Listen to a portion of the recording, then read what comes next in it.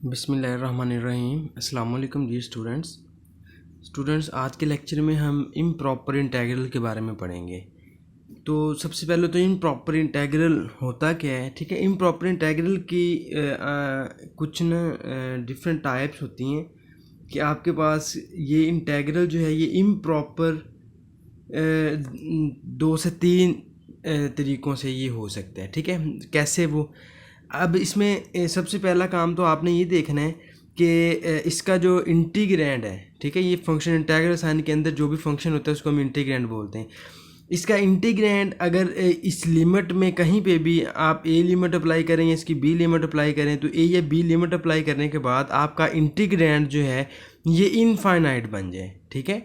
First इसकी condition improper या first इसकी आप कह लें कि वे ये है कि आपके पास कोई भी इंटेग्रल इम्प्रॉपर उस वक्त होगा अगर आप उसकी अपर या लोअर लिमिट इस इंटीग्रैंड के अंदर अप्लाई करें और ये इंटीग्रैंड जो है आपका ये इनफाइनाइट आ जाए, तो देन हम इस इंटेग्रल को इम्प्रॉपर इंटेग्रल कहेंगे, ठीक है।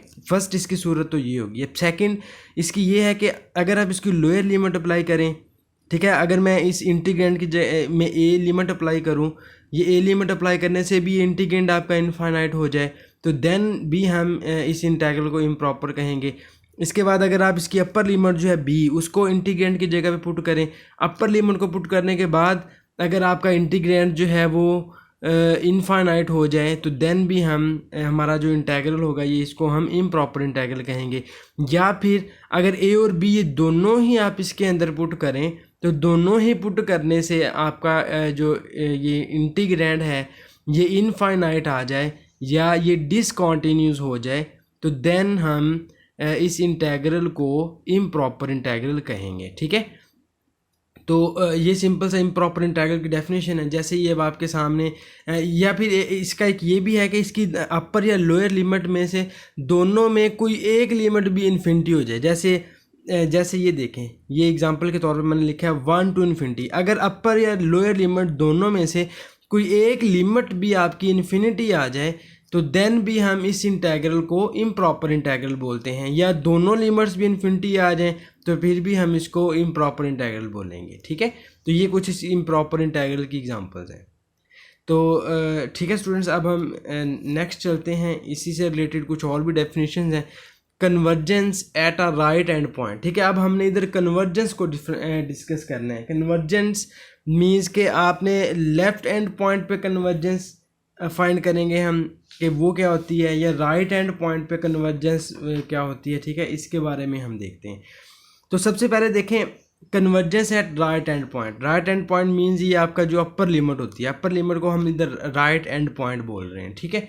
तो आपकी जो राइट हैंड पॉइंट पे कन्वर्जेंस है इसमें ये होगा कि अगर आपके पास अपर लिमिट है, ठीक है, अगर मैं मीन्स कि आप अपर लिमिट इसकी सब्स्टिट्यूट करें इंटीग्रैंड में तो फंक्शन आपका क्या हो जाए, डिसकंटिन्यूस या इनफाइनाइट। मीन्स कि ये इम्प्रॉपर हो अपर लिमिट के साथ। अगर ये अपर लिमिट के साथ इम्प्रॉपर बन रहा है तो ये इसमें आपने क्या करना है, इसको सॉल्व करने के लिए कन्वर्जेंस या डाइवर्जेंस चेक करने के लिए आपने इसकी अपर लिमिट जो है उसको पुट कर लेना है लिमिट म्यू अप्रोचेस टू 0, ठीक है। ये म्यू कोई भी नंबर, आप इस म्यू की जगह पे कुछ भी अपनी मर्जी से भी साइन यूज़ कर सकते हैं। तो अपर लिमिट इसकी जो भी होगी उसको हम पुट कर लेंगे, उसकी जगह पे हम पुट कर देंगे b माइनस म्यू, ठीक है। अपर लिमिट में हम पुट कर देंगे b माइनस म्यू, और म्यू जो है ये वाला, इस म्यू को हम लिमिट अप्रोच करवा देंगे 0, बिकॉज अगर आप लिमिट को इसके ऊपर अप्लाई कर देंगे तो ये दोबारा आपका यही इंटेग्रल बन जाएगा, ठीक है। तो इसको सॉल्व करने के लिए अगर अपर लिमिट पुट करने से आपका इंटीग्रैंड या फंक्शन जो है वो डिसकंटिन्यूस हो रहा है या डिसकंटिन्यू बी जो है वो पॉइंट ऑफ डिसकंटिन्यूटी है, तो आपने बी को ऐसे कर देना है, बी माइनस म्यू कर देना है और म्यू के लिए लिमिट ये वाली पुट कर लेनी है, ठीक है। तो इसके बाद आपने इस लिमिट को या इस इंटेग्रल को आपने सॉल्व करना है। अगर ये लिमिट जो है ये आपकी एग्जिस्ट करेगी तो देन हम कहेंगे कि ये ए टू बी इम्प्रॉपर इंटेग्रल जो है ये हमारे पास कन्वर्ज करेगा। अगर ये लिमिट इधर इसके एग्जिस्ट नहीं करेगी तो देन हमारा जो इंटेग्रल है वो डाइवर्ज करेगा, ठीक है। तो ये तो चीज़ होगी आपकी, ये केस हो गया राइट हैंड पॉइंट के लिए। अब इसी तरह से आप देखें, अगर आपके पास ये इंटेग्रल है a to b f d x, अब पहले मैंने कहा कि राइट हैंड पॉइंट, अब अगर इसके लेफ्ट हैंड पॉइंट ए जो है, मीन्स कि अगर आप ए को एफ के अंदर पुट कर रहे हो और फंक्शन आपका इम्प्रॉपर बन रहा है, मीन्स कि ए जो है ये पॉइंट ऑफ डिसकंटिन्यूटी है, तो देन इसको मतलब आपने उस पॉइंट को लिमिट पुट करना है या उस पॉइंट के अंदर चेंज लेके आनी है जिसको पुट करने से आपका फंक्शन जो है या आपका इंटीग्रैंड जो है वो इनफाइनाइट हो जाए। ठीक है, तो अगर ए में पुट करने से लेफ्ट लिमिट या लोअर लिमिट पुट करने से आपका इंटीग्रैंड इनफाइनाइट हो रहा है, तो आपने उसके लिए भी एक साइन लैम्डा लेना है और इसमें इसको आपने ऐड कर देना और इसकी अपर लिमिट जो है वो वैसे की वैसे रहेगी। ठीक है, अगर लेफ्ट हैंड पॉइंट पे फंक्शन आपका डिसकंटिन्यूस हो रहा है या लेफ्ट एंड पॉइंट पे आपका इंटेग्रल जो है वो इम्प्रॉपर हो रहा है, तो आपने फिर लेफ्ट एंड पॉइंट में ये चेंजिंग लेके आनी है कि इसमें आपने लैम्डा को ऐड कर देना है। ठीक है, और लैम्डा को ही लिमिट अप्लाई कर देना है, लैम्डा अप्रोचेस टू ज़ीरो, और इसमें लैम्डा जो है ये लैम्डा हमारा इधर ये इस इंटरवल को बिलोंग करेगा, ओपन इंटरवल को। ठीक है स्टूडेंट्स, तो अब लेफ्ट एंड पॉइंट के लिए ये इम्प्रॉपर इंटेग्रल आपका उस वक्त कन्वर्ज करेगा जब आपकी ये वाली लिमिट एग्जिस्ट करेगी। ठीक है, इसके लिए भी अगर ये लिमिट आपकी एग्जिस्ट करेगी तो देन हम कह देंगे कि ये इम्प्रॉपर इंटेग्रल जो है ये कन्वर्ज करेगा। अगर ये लिमिट एग्जिस्ट नहीं करती तो हम कह देंगे कि ये इम्प्रॉपर इंटेग्रल जो है ये डाइवर्ज करेगा। ठीक है स्टूडेंट्स, ये आपके लेफ्ट हैंड पॉइंट के लिए कन्वर्जेंट की डेफिनेशन है। अब इसी तरह से convergence of both hand points means के अगर आपके पास ये आपका जो इंटेग्रल है ये अगर दोनों ही एंड पॉइंट्स पे ये इम्प्रॉपर हो रहा हो, ठीक है, ये दोनों ही एंड पॉइंट्स पे अनडिफाइंड हो रहा हो, ठीक है, ये आपके पास ए टू बी ये इंटेग्रल है। अगर ये वाला इंटेग्रल ए पुट करने से भी अनडिफाइंड हो रहा है या ए भी पॉइंट ऑफ डिसकंटिन्यूटी है या बी भी पुट करने से ये अनडिफाइंड हो रहा है या बी भी इसका पॉइंट ऑफ डिसकंटिन्यूटी, मीन्स कि अगर ये दोनों पॉइंट्स पे ही डिसकंटिन्यूज आ रहा है तो देन आप इसके लिए ये करेंगे, फिर आप ये दोनों लिमिट्स जो है ये इस पर इकट्ठी अप्लाई कर देंगे। ठीक है, lambda approaches to zero, mu approaches to zero, ठीक है, a plus lambda to b minus mu, ये चीज़ आप लोगों ने माइंड में रखनी है हमेशा। अपर लिमिट के लिए आपने म्यू जो है उसको माइनस करना है, लोअर लिमिट ने अगर आपने चेंजिंग करनी है तो उसके लिए आपने लैम्डा को इसके अंदर ऐड करना है। ठीक है, ये इसमें ये अगर आप बी प्लस म्यू कर देंगे तो वो रॉन्ग हो जाएगा। ठीक है स्टूडेंट्स, तो अगर आपके पास ये दोनों एंड पॉइंट्स पे फंक्शन आपका अनइनफाइनाइट हो रहा है या दोनों एंड पॉइंट्स पे फंक्शन आपका इम्प्रॉपर हो रहा है तो देन आपने क्या करना है कि दोनों लिमिट्स को लैम्डा और म्यू पुट कर देना है और लोअर में आपने लैम्डा को ऐड कर देना है और अपर में म्यू को आपने माइनस कर देना है। ठीक है, अब इसके बाद आप इस इंटेग्रल को सॉल्व करेंगे। सॉल्व करने के बाद अगर ये लिमिट आपकी एग्जिस्ट करेगी तो देन आपका ये वाला इम्प्रॉपर इंटेग्रल जो है ये कन्वर्ज करेगा। अगर लिमिट एग्जिस्ट नहीं करेगी तो देन ये इंटेग्रल आपका डाइवर्ज करेगा। ठीक है स्टूडेंट्स, अब इसके बाद है कन्वर्जेंस एट इंटीरियर पॉइंट, कि इंटीरियर पॉइंट पे अगर कन्वर्जेंस आ जाए, मीन्स कि अगर आप ये आपके पास ए टू बी ये इंटेग्रल है, अब ये इसके लिए ना तो फंक्शन ए पे डिसकंटिन्यूज या इनफाइनाइट हो रहा है ना ही बी पे, मीन्स कि ये एंड पॉइंट्स पे फंक्शन आपका इनफाइनाइट नहीं हो रहा या डिसकंटिन्यूज नहीं है एंड पॉइंट्स पे, और हमने इस इंटरवल के अंदर में से कोई ऐसा पॉइंट मिल जाए जिस पे ये फंक्शन आपका अनडिफाइंड हो या डिसकंटिन्यूज हो, तो देन हम क्या करेंगे कि इस इंटेग्रल को उस पॉइंट पे ब्रेक कर देंगे। ठीक है, इस इंटेग्रल को हम उस पॉइंट पे ब्रेक कर देंगे और देन हम इस पॉइंट ये वाला इस तरह से जो भी आपके पास आप इस इंटेग्रल्स को दोनों को सॉल्व करेंगे और सॉल्व करने के बाद अगर ये आपके पास दोनों इंटेग्रल्स कन्वर्ज करेंगे तो फिर ये इम्प्रॉपर इंटेग्रल आपके पास कन्वर्ज करेगा। ठीक है, अब कैसे, मैंने कहा कि ए और बी में से हमें कोई पॉइंट सी ऐसा मिल जाता है कि जिस पे आपका फंक्शन जो है वो ये एफ जो है ये इंटीग्रैंड जो है ये आपका इनफाइनाइट हो रहा है या इस पे सी पॉइंट पे आपका फंक्शन जो है वो अनडिफाइंड हो रहा है। ठीक है, तो देन हम क्या करेंगे, इस ए बी इंटेग्रल को सी पॉइंट पे ब्रेक कर देंगे। जिस पॉइंट पे फंक्शन आपका इनफाइनाइट हो रहा होगा आपने इस इंटेग्रल को उस पॉइंट पे ब्रेक कर देना। ठीक है, तो मैंने इस इंटेग्रल को सी पॉइंट पे ब्रेक कर दिया तो a to c f d x plus c to b f d x आ गया। अब आपका ये लेफ्ट हैंड साइड उस वक्त कन्वर्ज करेगी जब आपके पास ये राइट हैंड साइड जो है वो कन्वर्ज करेगी, मीन्स कि अगर a to c f d x C/B f/dx, अगर ये दोनों इंटेग्रल्स आपके कन्वर्ज करेंगे तो फिर आपका ये गिवन इम्प्रॉपर इंटेग्रल जो है वो कन्वर्ज करेगा। ये इस इंटेग्रल के कन्वर्ज करने का मतलब क्या है कि इसको आप सॉल्व करेंगे और इसकी लिमिट जो है वो एग्जिस्ट करेगी या इसका फाइनाइट आंसर आ जाए। इसको आप सॉल्व करें और इसका भी कोई फाइनाइट आंसर आ जाए, अगर दोनों का आंसर फाइनाइट आएगा तो देन आपके पास ये वाला इंटेग्रल जो है ये इम्प्रॉपर इंटेग्रल जो है ये कन्वर्ज करेगा, अदरवाइज ये डाइवर्ज करेगा। अगर इन दोनों में से कोई एक भी इंटेग्रल कन्वर्ज नहीं करता तो फिर आपके पास ये गिवन इंटेग्रल जो है ये भी कन्वर्ज नहीं करेगा। तो स्टूडेंट्स इससे रिलेटेड हम कुछ एग्जांपल्स हैं वो डिस्कस कर लेते हैं एग्जांपल्स के साथ। अब जैसे ये आपके पास एक इंटेग्रल है 0 to 1 dx और 1 में स्क्वायर रूट x।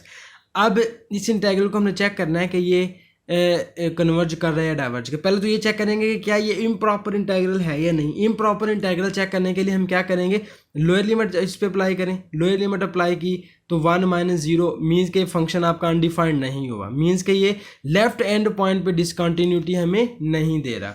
इसके बाद आप 1 पुट करें, 1 पुट करेंगे तो ये 1 - 1 0 और समथिंग ओवर 0 इन्फिनिटी, मीन्स कि ये 1 पॉइंट पे ये फंक्शन आपका अनडिफाइंड हो रहा है। तो दैट्स मीन कि ये राइट एंड पॉइंट पे फंक्शन आपका डिसकंटिन्यूस हो रहा है या राइट एंड पॉइंट पे फंक्शन आपका इम्प्रॉपर हो रहा है। तो फिर हम क्या करेंगे, इसके राइट एंड पॉइंट को पुट करेंगे, राइट एंड पॉइंट में से म्यू को माइनस कर देंगे और म्यू जो है इसको हम पुट कर लेंगे as a limit approaches to mu approaches to 0। ठीक है, अब आपने सिंपली क्या करना है कि इसको पुट करने के बाद आपने इसको इंटीग्रेट करना है। अब इंटीग्रेशन का वे जो है, मेथड जो है वो आप लोगों को ऑलरेडी आते हैं।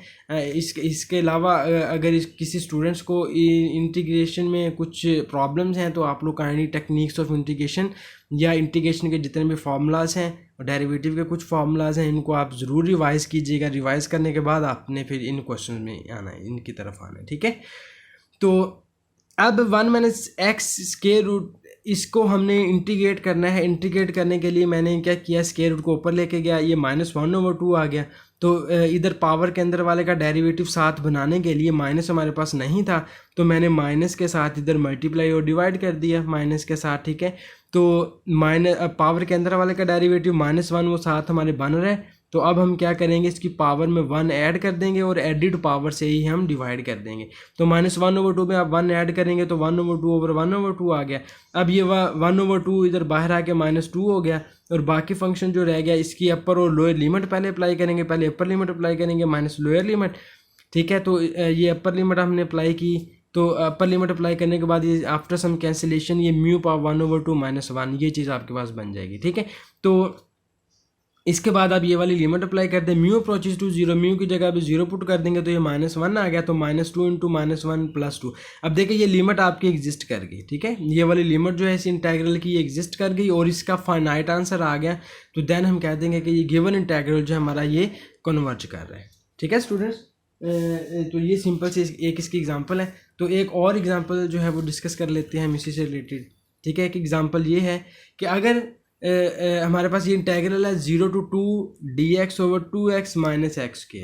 तो इसमें स्टूडेंट्स देखें, आप इसमें 0 पुट करेंगे तो फिर भी फंक्शन आपका अनडिफाइंड हो रहा है, आप 2 पुट करेंगे तो फिर भी फंक्शन आपका अनडिफाइंड हो रहा है। मीन्स कि ये इंटेग्रल जो है ये आपका बोथ एंड पॉइंट्स पे इम्प्रॉपर है या इसके बोथ एंड पॉइंट जो हैं वो पॉइंट ऑफ डिसकंटिन्यूटी हैं। तो इसके लिए हमने क्या चीज़ पढ़ी थी, इसको सॉल्व करने के लिए हम दोनों पॉइंट्स को ही पुट करेंगे। मीन्स कि जो लोअर लेफ्ट हैंड पॉइंट है इसमें आप लैम्डा को प्लस कर देंगे, जो राइट हैंड पॉइंट है इसमें आप म्यू को माइनस कर देंगे और लैम्डा और म्यू दोनों के लिए लिमिट जो है वो अप्रोचेस टू 0 ले लेंगे। तो स्टूडेंट्स इसको सॉल्व करने के लिए इसमें आप डिनोमिनेटर अगर देखें तो इसमें x आप कॉमन ले लें तो x × 2 - x बन जाएगा ये। तो इसको सॉल्व करने के लिए हम पार्शियल फ्रैक्शन का सहारा लेंगे। ठीक है, तो पार्शियल फ्रैक्शन की मदद से मैंने इसको सॉल्व किया। ठीक है, तो पार्शियल फ्रैक्शन सबको आती है तो इसीलिए मैंने इसका डायरेक्ट जो है वो आंसर लिखा है इधर। तो इसको पार्शियल फ्रैक्शन इसकी आप करने के बाद after partial fraction we get 1/2x + 1/2 × 2 - x। ठीक है, तो इसकी पार्शियल फ्रैक्शन करने के बाद ये चीज़ हमारे पास बन जाएगी। अब पार्शियल फ्रैक्शन के बाद मैंने इसको इंटीग्रेट कर दिया। ठीक है, इन दोनों की आपने सेपरेट इंटीग्रेशन करनी है। 1/2x इसको इंटीग्रेट किया तो ये log x/2 आ गया, इसको इंटीग्रेट किया तो ये log 2 - x/2 आ गया। ठीक है, ये अब इंटीग्रेशन आप लोगों को आती है। तो इंटीग्रेट करने के बाद मैंने इसको थोड़ा सिंप्लीफाई किया, इसको सिंप्लीफाई किया थोड़ा सा। मीन्स कि इसमें देखें 1/2 दोनों में से कॉमन आ रहा है, दोनों में से 1/2 मैंने कॉमन ले लिया, और ये log x minus log 2 minus x, तो इधर log की प्रॉपर्टी हमने यूज़ कर ली कि अगर आपके पास log a minus log b है तो ये हमारे पास इक्वल होता है log a ओवर b। ठीक है, तो ये वाली log की प्रॉपर्टी है, ये log की प्रॉपर्टी मैंने इधर यूज़ की, तो log की प्रॉपर्टी यूज़ करने के बाद आपके पास ये कुछ इस तरह से आ गया है। ठीक है, limit lambda mu approaches to 0 1/2 log x over 2 minus x, और इसके अपर और लोअर लिमिट्स 2 माइनस म्यू और 0 प्लस लैम्डा, ये ऐसे के ऐसे ही आ गए। तो अब इसमें मैंने लिमिट अप्लाई की, पहले इसकी अपर लिमिट अप्लाई कर लें, अपर लिमिट मैंने x की जगह पे अप्लाई की तो ये 2 माइनस म्यू ओवर म्यू आ गया, माइनस लोअर लिमिट अप्लाई की तो ये आ जाएगा -1/2 log lambda over 2 minus lambda. तो इसकी लिमिट्स अप्लाई करने के बाद ये लिमिट बाहर लैम्डा और म्यू, ये वाले दोनों लिमिट्स मैंने इसके अंदर अप्लाई की। तो अब इसमें देखें, जब आप म्यू की जगह पे 0 पुट करेंगे तो ये 2 माइनस 0 2 रह जाएगा, ओवर 0 तो समथिंग ओवर 0 क्या हो जाएगा, इन्फिनिटी, लॉग इन्फिनिटी आ गया। फिर जब आप लैम्डा 0 पुट करेंगे तो 0/2 माइनस लैम्डा, तो 0/समथिंग 0 हो जाएगा। लेकिन अब इसमें ये लॉग इन्फिनिटी आ गया, तो लॉग इन्फिनिटी जो है ये हमारे पास अनडिफाइंड होता है, तो दैट्स मीन आपके पास ये लिमिट जो है इसके एग्जिस्ट नहीं की, इसका इनफाइनाइट आंसर आ गया है। तो इसका मतलब ये हुआ कि हमारा जो इसकी लिमिट जो है वो एग्जिस्ट नहीं की, और आपका जो गिवन इंटेग्रल है वो डाइवर्ज करेगा। ठीक है स्टूडेंट्स, ये बिल्कुल सिंपल सा इसका मेथड है कन्वर्जेंस और डाइवर्जेंस, इम्प्रॉपर इंटेग्रल को कन्वर्जेंस और डाइवर्जेंस चेक करने के लिए। ठीक है स्टूडेंट्स, थैंक यू, अल्लाह हाफिज़।